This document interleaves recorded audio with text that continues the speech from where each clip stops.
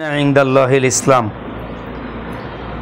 প্রশংসা আদায় করছি সে মহান রবের, যে মহান রব আমাদেরকে সুস্থ রেখে ভালো রেখে আজকের এই দারসুল হাদিস এর এই প্রোগ্রামে আমাদেরকে সম্পৃক্ত থাকার সক্ষমতা যোগ্যতা দান করলেন। আমরা হৃদয় দিয়ে পাঠ করছি আলহামদুলিল্লাহ। অসংখ্য অগণিত সলাত এবং সালাম বর্ষিত হোক মানবতার মহান শিক্ষকের প্রতি, যিনি আমাদের জীবনে চলার একমাত্র অনুসরণীয় অনুকরণীয় মডেল, উসওয়াতুন হাসানা। পড়ছি মুহাম্মাদুর রাসূলুল্লাহি সাল্লাল্লাহু আলাইহি ওয়াসাল্লাম। আজকের এই প্রোগ্রামে যদিও আমাদের উপস্থিতি একটু কম, এটা নিয়ে আমাদের কষ্ট পাওয়ার কিছু নেই। কারণ হচ্ছে রাসূল করিম সাল্লাল্লাহু আলাইহি ওয়াসাল্লাম এই দিনকে অনেক সময় একজন ব্যক্তির সামনে উত্থাপন করেছেন। এমনও হয়েছে ঘন্টার পর ঘন্টা একজনকেই দিনের দাওয়াত দিয়েছেন, আলোচনা করেছেন সামনে মাত্র 2 জন সাহাবী। তো সেই দিক থেকে তো আমরা 5-7 জন 10-12 জন যাই হয়েছে আলহামদুলিল্লাহ।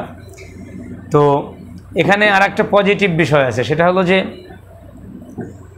আমাদের দেশে দেখবেন যে বাচ্চারা যখন পড়াশোনা করে, যেগুলো খুব হার্ড সাবজেক্ট, কঠিন সাবজেক্ট, এটা ক্লাসে পড়ানো হয়, যদি সেখানে না বোঝে আলাদা করে কোচিংয়ে বোঝানো হয়। আবার অনেক ক্ষেত্রে কোচিং থেকে না বুঝলে বাসায় আলাদা করে প্রাইভেট পড়ানো হয়, অর্থাৎ একা একা পড়লে আরও ভালো বোঝে। তো ইসলামটাকে আমরা অনেক সময় শুধু আনুষ্ঠানিকতার মধ্যেই রাখি, যে একটা ওয়াজ মাহফিল হবে, একজন বক্তা সেখানে ওয়াজ করবেন, আমরা ইসলামটাকে বুঝবো, এরপর আমরা আমল করব। কিন্তু না, এটা আরও বেশি প্রাইভেটলি বুঝতে হবে। প্রয়োজনে এমনটি যদি হয় যে একজন আলেমকে বাড়িতে এনে তাকে সময় দিয়ে বলতে হবে যে আমাকে ইসলামের এই বিষয়গুলো আপনি বুঝাই দেন, আমার আকীদার এই বিষয়ে আমি কী কী বিশ্বাস স্থাপন করতে পারি, আমি এই বিষয়ে কেমনে আমল করতে পারি, এগুলো আরও খুশুসি আমরা শিখতে পারি। তো সেই জায়গা থেকে আমাদের জনসংখ্যা আজকে যেহেতু উপস্থিতি কিছুটা কম, এটা নিয়ে মন খারাপ করা কিছু নেই, বরং আমরা এটা প্রাইভেটের মতো করে খুব ভেঙে ভেঙে আমরা আজকে ইসলামটাকে একটু বোঝার চেষ্টা করব। তো আমাদের আজকের যে হাদিসের ব্যাপারে আমরা আলোচনা করব, এটার একটা পরিচিত এবং খুব প্রসিদ্ধ নাম হচ্ছে হাদিসে জিব্রাইল। জিব্রাইল এই শব্দটাকে 2 ভাবে পড়া যায়, জিবরিল অথবা জিব্রাইল। তো কোরআনে এরকম 2 শব্দই আছে, জিবরিল অথবা জিব্রাইল। তো এটাকে হাদিসে জিব্রাইল বলা হয় এই জন্য যে এই হাদিসটার মধ্যে জিব্রাইল আলাইহিস সালামের একটা উপস্থিতি এবং তাকে কেন্দ্র করে, তাকে মূল চরিত্রে রেখে এই হাদিসটা মূলত বর্ণনা করা হয়েছে। আমরা সরাসরি শুরু করছি। তো হাদিসের রেফারেন্সটা হচ্ছে মুসলিম শরীফ। এটি মুসলিম শরীফের কিতাবুল ইমানের প্রথমের হাদিস, প্রথম দিকেরই হাদিস। তো এটা বর্ণনা করেছেন হযরত ওমর ইবনুল খাত্তাব রাদিয়াল্লাহু তাআলা আনহু। আমরা শুরু করছি। আন ওমর ইবনুল খাত্তাব রাদিয়াল্লাহু তাআলা আনহু, ওমর ইবনুল খাত্তাব রাদিয়াল্লাহু তাআলা আনহু থেকে বর্ণিত। তো রাবি সম্বন্ধে আমরা একটু জেনে নেই।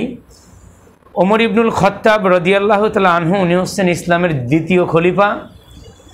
সম্পর্কে রাসূল করিম সাল্লাল্লাহু আলাইহি ওয়াসাল্লামের শ্বশুর, অর্থাৎ ওনার মেয়ে হাফসা রাদিয়াল্লাহু তাআলা আনহাকে রাসূল করিম সাল্লাল্লাহু আলাইহি ওয়াসাল্লাম বিবাহ করেছিলেন।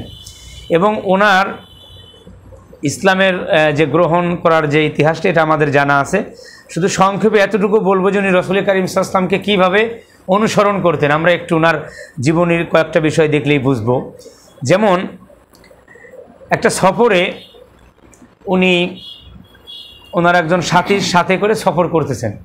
তো উনি ওনার বাহন থেকে নামলেন, নেমে উনি একটা জায়গায় গিয়ে ইস্তেনজা সারার ভঙ্গিমায় বসলেন, কিন্তু উনি ইস্তেনজা করলেন না। পরবর্তীতে উঠে উনি চলে আসলেন।